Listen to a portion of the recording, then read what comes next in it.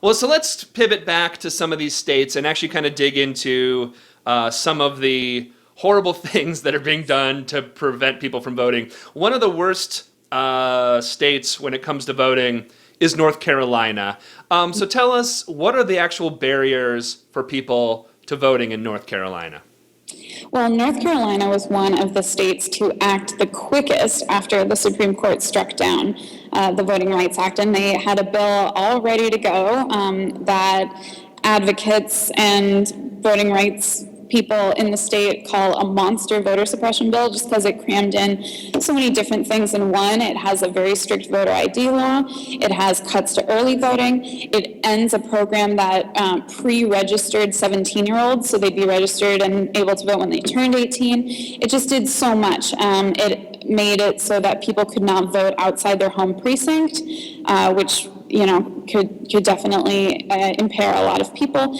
And this law has been in the courts ever since. It was recently upheld, but it's going to be appealed and appealed and appealed, and maybe the circuit court will be a little more amenable to hearing these challenges. They have more progressive judges than have heard the case on the lower level, so it's such a wait and see, but also the clock is ticking before November, and things like voter ID, when hundreds of thousands of people don't have one, could really make or break an election. I mean, North Carolina is an extremely tight swing state. We've seen it just swing both ways depending on the election. And so, we have a governor's race there, we have the presidential race. So the ability of folks to participate is really crucial there. And there's been a lot of strong activism. People have been getting arrested outside the Capitol and whatnot, marching in the streets. So that's definitely been one to watch.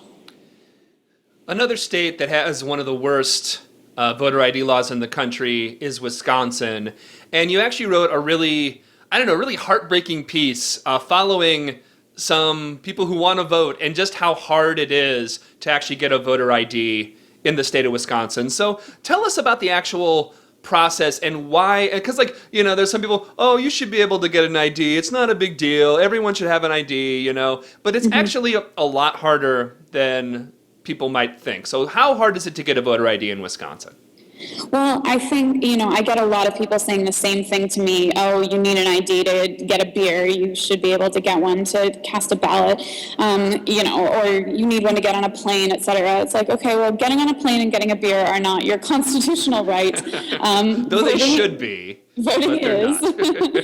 And also it just shows an incredible lack of awareness of, not to sound too Oberlin, although I did go there, but, checking your privilege. Right. I think that people who say those things can't imagine what it's like to be poor or disabled or both. And those are the folks that I accompanied in Wisconsin as they attempted to navigate this law. I think one important factor in Wisconsin, so a lot of other states that have passed these strict ID laws, they have put a fairly significant amount of money into educating the population about it. Ads on TV, ads in the newspaper, billboards, mailers, etc., saying, you need an ID, these are the kind of IDs available. Wisconsin did none of that. The elections agency requested money and did not get it from the Republican-controlled legislature. They are now requesting that money again to be able to try to educate people for November. But so that said, there's been no education campaign about it except what some voting rights groups have struggled to do on their own. So the couple I accompanied in Wisconsin, they live in a home for low-income disabled people, like a subsidized group home, and they did not know about the ID law until a woman from a voting rights group came and did an in-person presentation there. And so they said, okay, we really want to get the right ID to vote. They had moved from Chicago a couple years earlier, which is, lower income people have to move more for work. Higher income people are more stable and live in the same place for longer. We know that. And so these people cannot drive, and public transportation in Milwaukee is not good. Yeah. And so they got driven by the same voting rights group to the local DMV. And they went in there, and they had to present certain documents in order to get the free ID that the state was offering. It's like a non-driving state ID. And the man in the couple had his birth certificate and his state ID from Illinois and his proof of residence, and he was able to get one that day. The woman did not have her birth certificate and was not able to pay to get one in time. And so she filled out this sort of like hardship exemption form that they have, but those take weeks and weeks and weeks for the DMV to process, for them to look up her, and order her birth certificate from Illinois.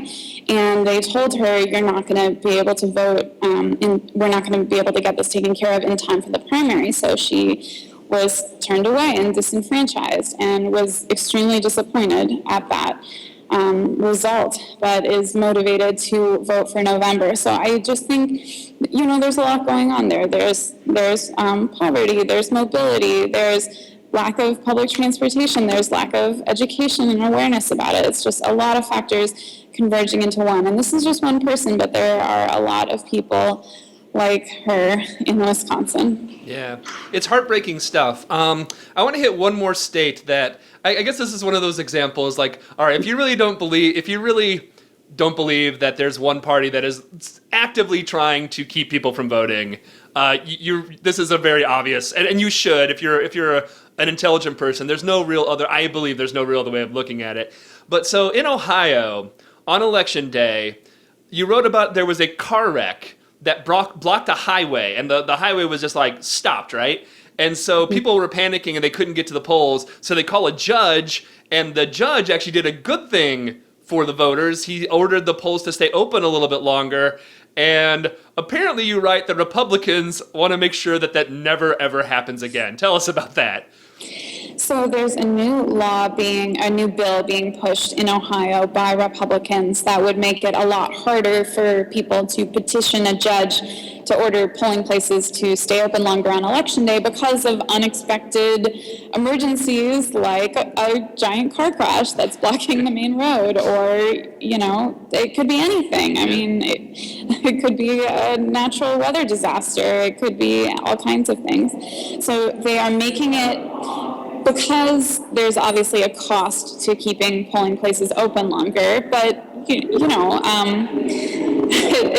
not immense. Right. You have to pay the workers, and you have to pay to the facility and everything. But we're talking about just a few hours here, and so the bill would make it so that the person petitioning the judge would have to put up a bond, so that if it's later decided that this was an inappropriate and frivolous request to keep the polling place open longer, not a legitimate one, they would lose all that money. And so, it would make it so that only people who are willing to risk, thousands, tens of thousands of dollars would have access to these judges to make these requests.